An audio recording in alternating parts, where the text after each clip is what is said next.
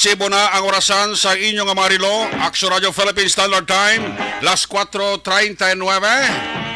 Sa liwat mayong hapon Bacolod, Negros Occidental, Negros Oriental, ang aton nga mga suki at agpanamati dito sa tabok sa Kadagatan, Isla sa Panay, Probinsya sa Guimaras, Iloilo, Capiz, Aklan, Antique, parts ng Palawan, parts ng Masbate, sa Kuto Banabutan, sa ato sini broadcast, liwat ka mo namon nga ginaabi-abi.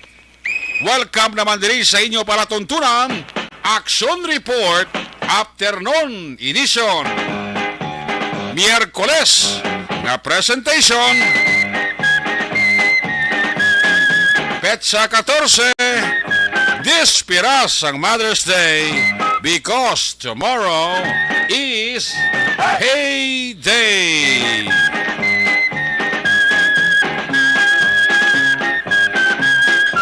Mga maninay kag mga maninoy, preparar na para ganar, sihada kag sihado.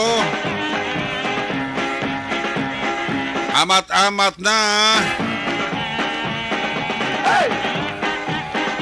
11 dias na lang nga nabilin, mag-aabot na ang adlaw sang Pasko. May nabilin pa kita nga bali pila, 18 dias. Goodbye sa 2022. Welcome sa 2023.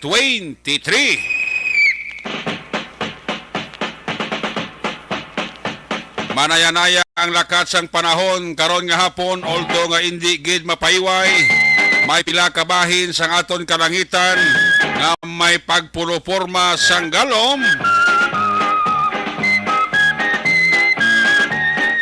Amat-amat nga natunaw na si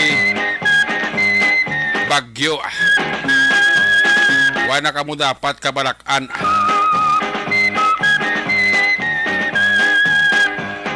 Muna sining balalila ka kundiin pa nag-Disyembre, dito pa may ulan kag may bagyo.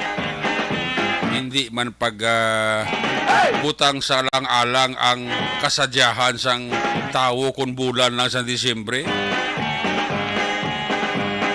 Kita mo ang mga full fiesta, mga ginadugok, mga ginakatuan sa mga turista, amat-amat na mabatsyagan sa pila kabahin sang pungsod Pilipinas sa masunod nga tuig.